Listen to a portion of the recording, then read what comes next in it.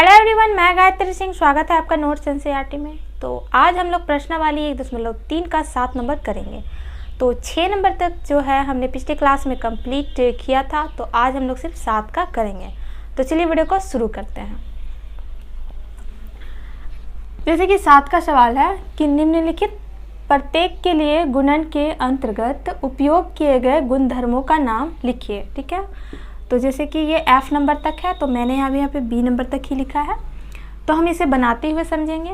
यहाँ पे जैसे यहाँ पे जैसे ये लिखा हुआ है -11/14 गुने -3/5 बराबर -3/5 गुने -11/14।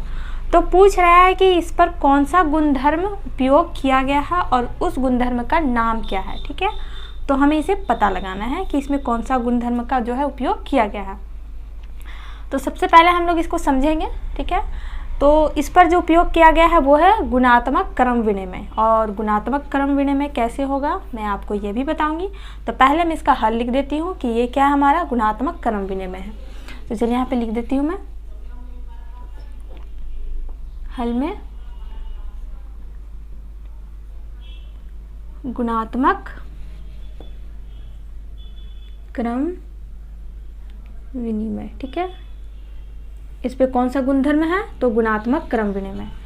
तो अब हम लोग समझेंगे कि गुणात्मक क्रम विनिमय किसे कहते हैं। तो जैसे हम यहाँ पे लिख लेते हैं क्रम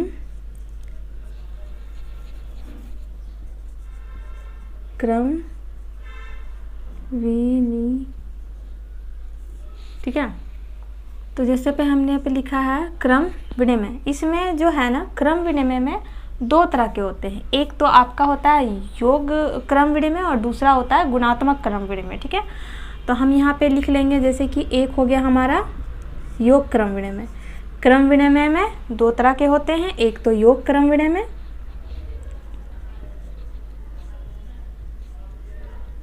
क्या हो गया हमारा, एक योग क्रम विनिमय हो गया, और दूसरा क्या होता है हमारा गुणात्मक क्रम विनिमय।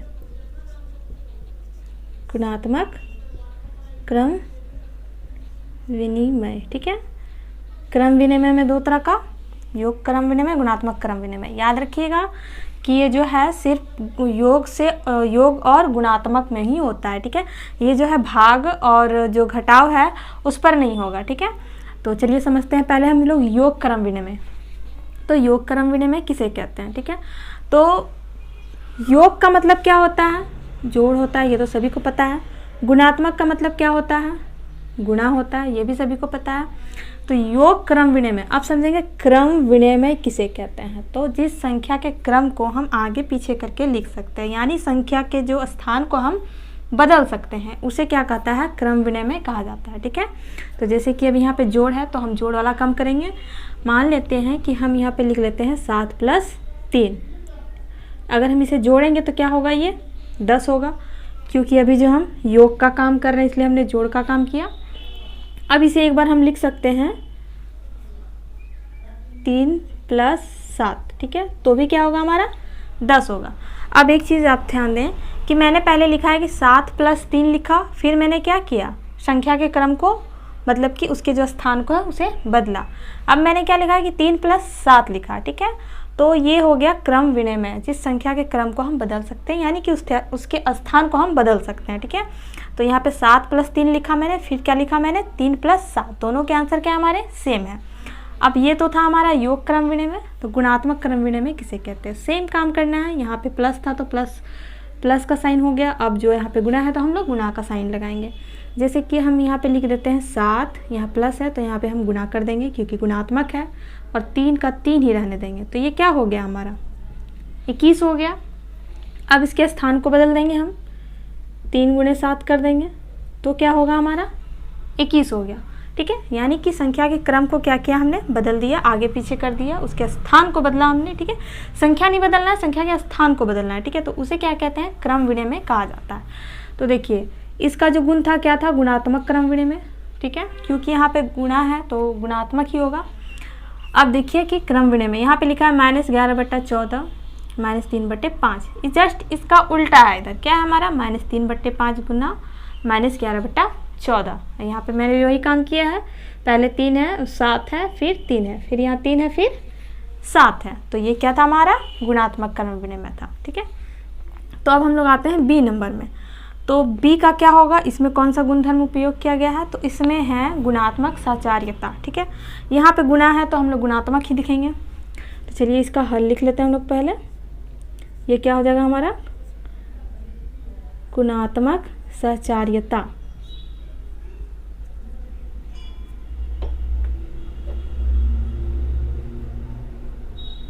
क्या हो गया ये हमारा गुणात्मक साचार्यता।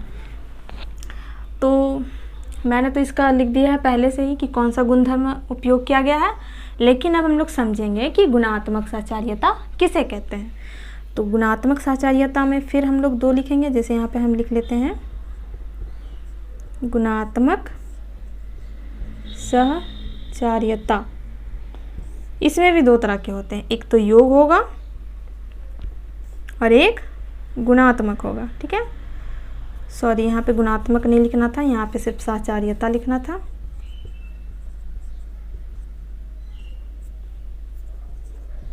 ये क्या हो गया साचार्यता। तो साचार्यता में क्या क्या होता है, एक होगा हमारा योग और दूसरा होगा हमारा गुणात्मक।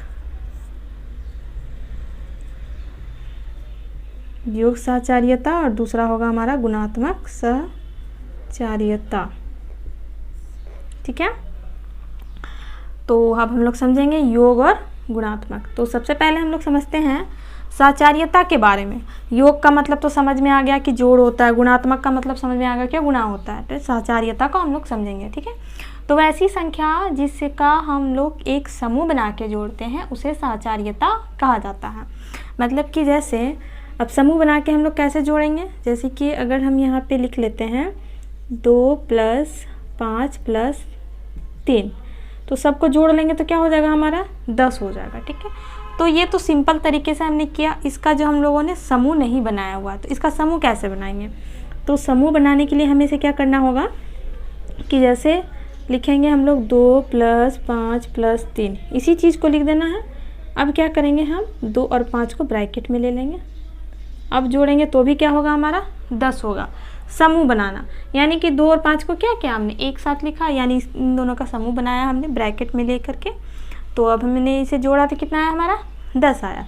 अब एक बार इसे आप फिर से लिख लें, यानी कि 2 + 5 + 3। अब एक बार हम 5 और 3 को ले लेंगे तो भी क्या होगा हमारा 10 होगा।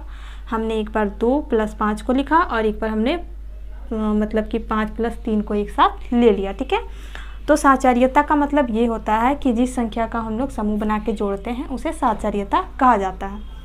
ठीक है, अब जैसे कि ये तो योग था, क्योंकि यहाँ पे योग का बात हुआ तो हमने ये योग का काम किया।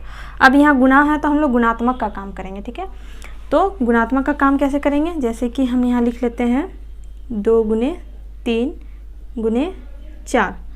तो ये तो हो गया सिंपल तरीके से, ये हो गया 6 और 6 × 24। इसका तो अभी हमने समूह नहीं बनाया हुआ है, तो चलिए इसका भी समूह बनाते हैं। जैसे लिखा है 2 × 3 × 4। एक बार हम इसका समूह बना लेंगे, क्या हो जाएगा हमारा ये 24। चलिए अब एक बार और लिख लेते हैं 2 × 3 × 4। अब एक बार इसका समूह बनाते हैं तो ये हो गया 24। ठीक है, याद रखें ये भी सिर्फ गुणा और जोड़ में होगा। ठीक है, भाग और घटाव में नहीं होगा। तो ये था हमारा साचार्यता। इस तरह की संख्या को हम क्या कहते हैं साचार्यता कहते हैं, यानी कि संख्या के समूह को मतलब जो जिस संख्या को समूह बना के जोड़ा जा सकता है। तो जब हम जोड़ेंगे तो वो हो जाएगा योग साचार्यता, और अगर गुणा में होगा तो वो हो जाएगा हमारा गुणात्मक साचार्यता। तो ये जैसे हमने लिखा था गुणात्मक साचार्यता। तो अब चलिए इसे देखते हैं कि ये साचार्यता में कैसे हुआ। तो यहाँ पे ध्यान दें जैसे लिखा हुआ है -5/2 × -7/4 गुने 1/3 लिखा हुआ है। अब यहाँ पे देखिए बराबर का साइन है, यानी ये LHS है और ये RHS है। अब इसी संख्या को फिर से इधर लिखा गया है -5/2 × -7/4 गुने 1/3। यहाँ पे देख लीजिए एक बार 5 के साथ इसका समूह बना हुआ है और यहाँ पे एक बार इसका 1/3 के साथ बना हुआ है, -5/2 बाहर में है। तो हमने भी बताया गुणात्मक में देखिए यहाँ पे एक बार मैंने 2 और 3 को लिया है और एक बार 3 और 4 को लिया हुआ है। तो सेम काम इसमें भी किया गया है, इसलिए ये क्या था हमारा गुणात्मक सहचार्यता था। ठीक है, इसका जो संख्या है उसे एक बार समूह बना करके गुना किया गया है। तो आई होप कि ये आप लोगों को ठीक से समझ में आया होगा। तो हमारा ये ए और बी का कंप्लीट हो गया है। तो चलिए अब आगे वाला भी देख लेते हैं। तो अब जो हम लोग सी और डी का करेंगे, तो चलिए पहले हम लोग पहले बनाते हुए समझेंगे। तो जैसे यहाँ लिखा है -4/7 गुणे 1 बराबर 1 गुणे -4/7 बराबर -4/7। इसमें कौन सा गुणधर्म का उपयोग किया गया है? तो ये हो जाएगा हमारा गुणात्मक तत्समक। पहले हम लिख लेते हैं यहाँ पे, फिर समझेंगे। ये हो गया हमारा गुणात्मक तत्समक। अब समझेंगे गुणात्मक तत्समक कैसे हुआ और गुणात्मक तत्समक किसे कहते हैं। तो यहाँ पे सबसे पहले हम यहाँ पे लिख लेते हैं योज्य तत्समक। योज्य तत्समक, योज्य तत्समक में दो तरह के होते हैं, एक तो होगा योग और एक होगा गुणात्मक। याद रखिए कि सभी में एक योग होता है और एक में गुणात्मक होता है। ठीक है, जोड़ और गुणा के साथ ही होता है, ये घटाव और भाग के साथ नहीं होता है। तो हम यहाँ पे लिख लेंगे फिर से योग तत्समक, और एक दूसरा क्या होगा हमारा गुणात्मक, गुणात्मक तत्समक। तो चलिए पहले समझ लेते हैं इसको हम लोग फिर से। तो योग का मतलब तो ये समझ में आ गया, योग और गुणात्मक। तत्समक का मतलब हम लोग समझेंगे, ठीक है, कि तत्समक किसे कहते हैं। तो जैसे यहाँ पे योग तत्समक लिखा हुआ है, तो वैसी संख्या जिसे जोड़ने पे हमें उस संख्या का जो हल है वही प्राप्त हो, यानी कि उसकी वैल्यू जो है ना बदले। मतलब कि मेरे कहने का मतलब है जैसे कि यहाँ पे 5 है, ठीक है, तो 5 को हम किस संख्या से जोड़ें जो जोड़ने पे इसका हल जो है हमें वो 5 ही प्राप्त हो, इसका जो मान है वो ना बदले। तो हम इसे 0 से जोड़ेंगे, तो 5 को अगर हम लोग 0 से जोड़ेंगे तो क्या होगा, हमारा 5 ही होगा। ठीक है, अगर हम 5 को 0 से जोड़ेंगे तो क्या होगा, हमारा 5 ही होगा। अगर हम जस्ट इसका उल्टा कर देते हैं, 0 + 5 कर देते हैं, तो भी क्या होगा, हमारा 5 ही होगा। यानी कि जब भी तत्समक का बात करें तो आप समझ जाएं कि वैसी संख्या जिस संख्या को अगर हम जोड़ें तो जोड़ के उसका हल जो हमें वही संख्या प्राप्त हो, उसका जो मान है वो ना बदले। ठीक है, तो जब भी तत्समक का बात करेगा तो हम 0 से उसको जोड़ेंगे, तो जब योग तत्समक का बात करेगा तब हम उसे 0 के साथ जोड़ेंगे। लेकिन जब गुणात्मक तत्समक का बात करेगा तो इसमें भी जैसे यहाँ पे 5 था तो हमने 5 लिख लेते हैं, यहाँ जोड़ है तो यहाँ गुना कर देंगे। ठीक है, इसका मान नहीं बदलना चाहिए। तो 5 को हम कौन सी संख्या से गुना करेंगे जो 5 का 5 ही है, तो हम 1 से करेंगे, तो क्या हो जाएगा हमारा 5 × 5। अब जस्ट इसका उल्टा कर दें, 1 × 5 कर दें तो भी क्या होगा, हमारा 5 होगा। ठीक है, तत्समक का बात अगर करें तो आप समझ जाएं कि अगर जोड़ मतलब अगर योग तत्समक का बात करें तो हम उसे 0 से जोड़ सकते हैं, और जब गुणात्मक तत्समक का बात करें तो उसमें हम 1 से उस संख्या को गुना करेंगे। ठीक है, तो ये था हमारा योज्य तत्समक में 2 तरह के तत्समक थे, योग तत्समक और गुणात्मक तत्समक। तो जैसे कि अब हमने यहाँ पे लिख दिया है गुणात्मक तत्समक। देख लीजिए यहाँ पे गुणा था तो इसलिए हमने गुणात्मक तत्समक लिखा। ठीक है, तो जैसे हमने लिखा था गुणात्मक है तो गुणा वाला देखेंगे, 5 × 1 बराबर क्या प्राप्त हुआ, हमें 5 हुआ। अब यहाँ पे आप एक चीज़ ध्यान रखें कि -4/7 × 1 है, तो हम 1 से किसी भी संख्या को अगर गुना करेंगे तो हमें क्या होगा, वही संख्या प्राप्त होगा, -4/7 ही प्राप्त होगा ना, बराबर। फिर वही काम है, 1 × -4/7, फिर से अगर हम उसे 1 से गुना करते हैं तो हमें फिर से वही संख्या प्राप्त होगी।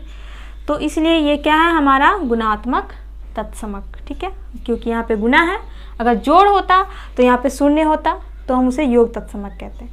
तो ये था हमारा C नंबर का। अब D नंबर का हम समझते हैं। जैसे लिखा है -9/16 गुणे 16/-9 बराबर, फिर इसका उल्टा किया गया है इधर, 16/-9 गुणे -9/16 बराबर 1 दिया गया है। ठीक है, तो इसका भी हम लोग 2 तरह से समझेंगे। एक तो हम इसका समझेंगे, पहले हम यहाँ पे लिख लेते हैं, जैसे एक होता है इसका प्रतिलोम। इसमें 2 तरह के लिखे रहेंगे, एक तो प्रतिलोम होगा या फिर व्युत्क्रम लिखा हो सकता है। क्या लिखा होगा? व्युत्क्रम लिखा होगा, ठीक है। मतलब कि प्रतिलोम या फिर व्युत्क्रम लिखा होगा। तो ये क्या है हमारा? गुना है तो हम पहले से लिख लेते हैं हल में इसका, गुणात्मक प्रतिलोम।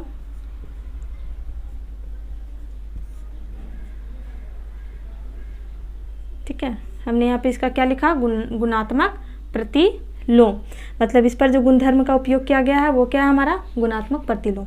तो अब हम लोग समझेंगे कि प्रतिलोम या व्युत्क्रम किसे कहते हैं। ठीक है, तो हमने हल कर दिया। मैंने पहले भी बताया कि हम लोग बनाते हुए समझेंगे। तो इसमें दो तरह के हो जाएंगे, एक तो हो जाएगा योग, दूसरा होगा गुणात्मक।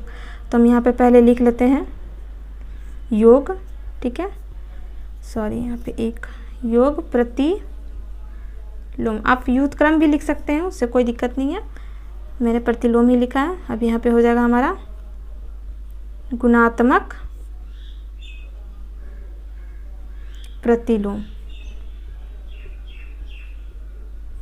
चलिए अब समझते हैं हम लोग इसको। तो समझेंगे पहले योग प्रतिलोम। ठीक है, तो प्रतिलोम का मतलब व्युत्क्रम और प्रतिलोम का मतलब क्या होता है, मैंने पहले मैंने पिछले वीडियो में इसके बारे में बताया हुआ है। अगर आप लोगों ने देखा नहीं है तो देख लें। व्युत्क्रम का मतलब क्या होता है? वैसी संख्या जिसे हम एक दूसरे से जोड़ते हैं और जोड़ने पे हमें शून्य प्राप्त होता है, तो वो एक दूसरे का क्या कहलाता है? व्युत्क्रम कहलाता है। मतलब कि अगर यहाँ जैसे 5 है तो 5 में हम कौन सी ऐसी संख्या को जोड़ेंगे जो जोड़ने पे हमें शून्य प्राप्त हो। तो 5 में हम -5 को जोड़ सकते हैं, तो प्लस माइनस क्या हो जाता है हमारा? माइनस हो जाता है, यानी कि ये क्या हो गया? शून्य हो गया। तो यहाँ पे जैसे 5 + 5 का जो प्रतिलोम है वो क्या होगा? -5। और अगर हम यहाँ पे लिख देते हैं कि -5 को किससे जोड़ें तो 0 हो जाएगा, तो हम यहाँ पे +5 कर देंगे तो भी क्या होगा हमारा? 0 होगा। ठीक है, यानी कि +5 का जो प्रतिलोम है वो -5 होगा और -5 का प्रतिलोम क्या होगा हमारा?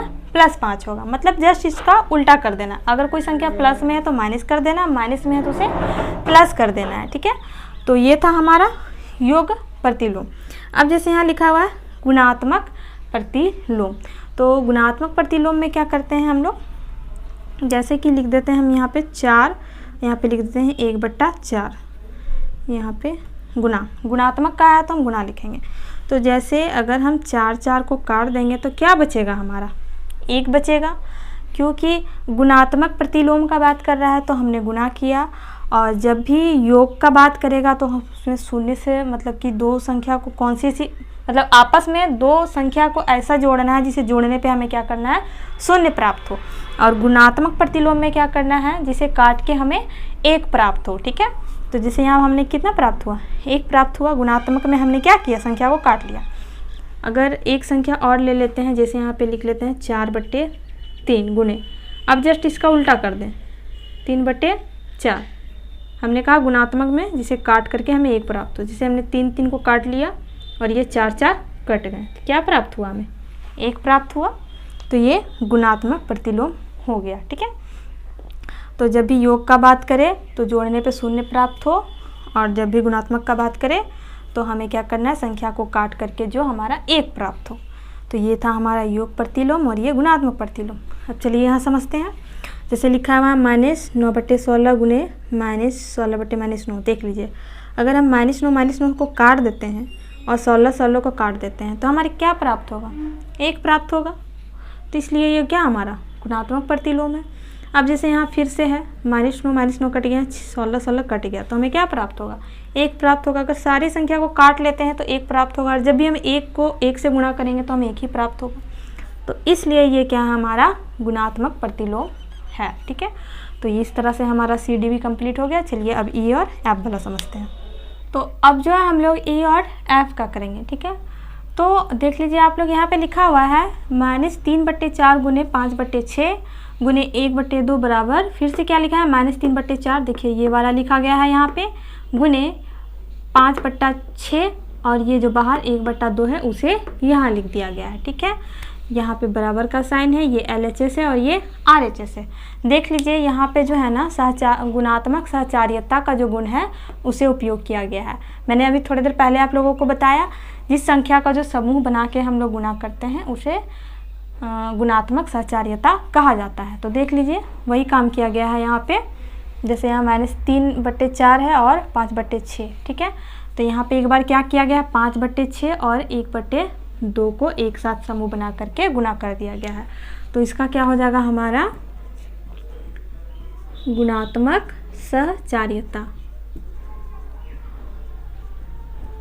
ठीक है। तो ये तो आपको समझ में आ गया क्योंकि अभी थोड़ी देर पहले ही मैंने इसके बारे में बताया। अब यहाँ पे देख लीजिए, आपको यहाँ एक चीज़ ध्यान देना है कि यहाँ क्या लिखा है -17/19 गुने 0, और जो बराबर के बाद क्या हमारा 0 है। यानी कि अगर हम शून्य से किसी भी संख्या को गुणा करेंगे तो क्या प्राप्त होगा हमें, तो शून्य ही प्राप्त होगा, ठीक है। शून्य से आप कितनी भी बड़ी संख्या को गुणा कर लें हमें शून्य ही प्राप्त हो। तो चलिए हम लोग यहाँ पे लिख लेते हैं शून्य का, जो कि यहाँ गुना है तो गुणात्मक होगा,